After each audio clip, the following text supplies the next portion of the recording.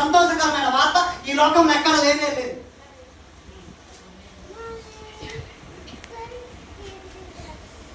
దౌర్భాగ్యమైన విషయం ఏంటంటే క్రైస్తవులమైన మనం మన మరణమే క్యాన్సర్ అయిపోయిందా కాలేదా అని మనం సందేహపడతా ఉంటాం.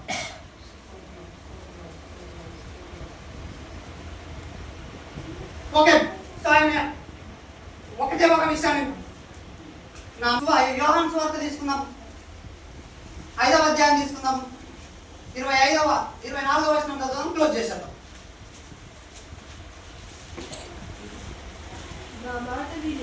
నా మాట విని నన్ను పంపిన వాని యందు విశ్వాసం ఉంచు.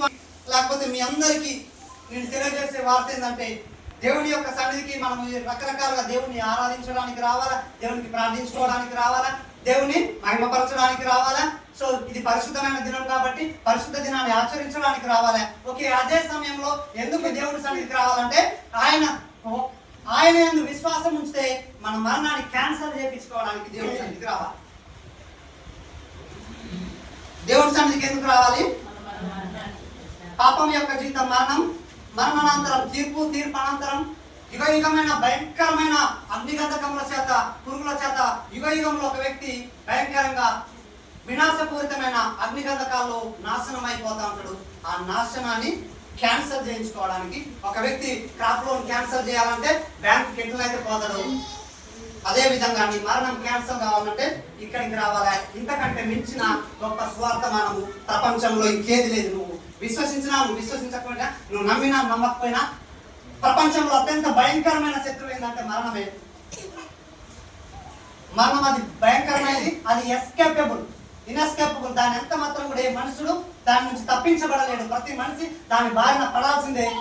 కానీ దాని బారిన పడకుండా ఉండడానికి కేవలం ఒకే ఒక్క మార్గం, యేసుక్రీస్తు ప్రభుల వారిని సొంత రక్షకుడుగా అంగీకరించడం.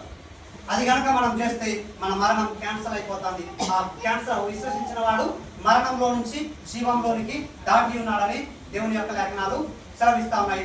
చిన్న ప్రార్థన చేద్దాం. ఒకవేళ ఇప్పటి వరకు యేసుక్రీస్తు ప్రభుల వారిని సొంత రక్షకుడుగా అంగీకరించకపోతే ప్రపంచంలో ద బెస్ట్ డిసిజన్ ఏదన్నా ఉన్నదంటే నీ జీవితంలో, నా జీవితంలో యేసుక్రీస్తు ప్రభుల వారిని సొంత రక్షకుడుగా అంగీకరించడం కంటే మించిన బెస్ట్ డిసిజన్ ఈ ప్రపంచంలో ఎక్కడ లేనే లేదు. కొన్ని కోట్ల డాలర్స్ పెట్టే లాభం వచ్చే డిసిజన్ కంటే కూడా యేసుక్రీస్తు ప్రభుల వారిని సొంత రక్షకుడుగా అంగీకరించే ద బెస్ట్ డిసిజన్ ఈ ప్రపంచంలో. కనికర సంపన్నుడా, కృప కలిగిన దేవా, రాజ్యాది రాజ్య, ప్రభువుల ప్రభువా, ఈ యానివర్సరీని పురస్కరించుకొని కొన్ని మాటలు మేము చదువుకోవడానికి నువ్వు కృప చూపావు. ఆ యేసుక్రీస్తే మరణంను నిరార్థకం చేశాను, మరణంను క్యాన్సల్ చేశాను. ఆయన యందు ఎవరైతే విశ్వాసం ఉంచుతారో వారు మరణంలో నుంచి జీవంలోనికి దాటి ఉన్నారని దీన్ని లేఖనాలు సెలవిస్తున్నాయి. తండ్రి స్తోత్రములు దేవా, ఇష్టమవుతే ప్రపంచంలో the best decision, the best good news ఈ రెండింటికి మించి నీకేం లేదు. నిశ్చితమైతే ఒకవేళ ఎవరైనా యేసుక్రీస్తు ప్రభుల వారిని సొంత రక్షకుడుగా అంగీకరించకపోతే ఇదే మిక్కిలి అనుకూలమైన సమయం, ఇదే రక్షణ దినం. ఇప్పుడే కనుక యేసు ప్రభుల వారిని నీ సొంత రక్షకుడుగా విశ్వసిస్తే నీ మరణం క్యాన్సల్ అయిపోతా ఉన్నది.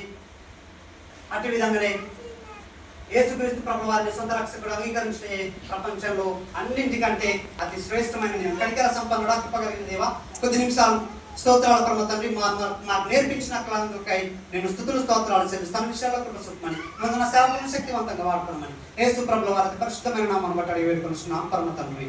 ఆమేన్.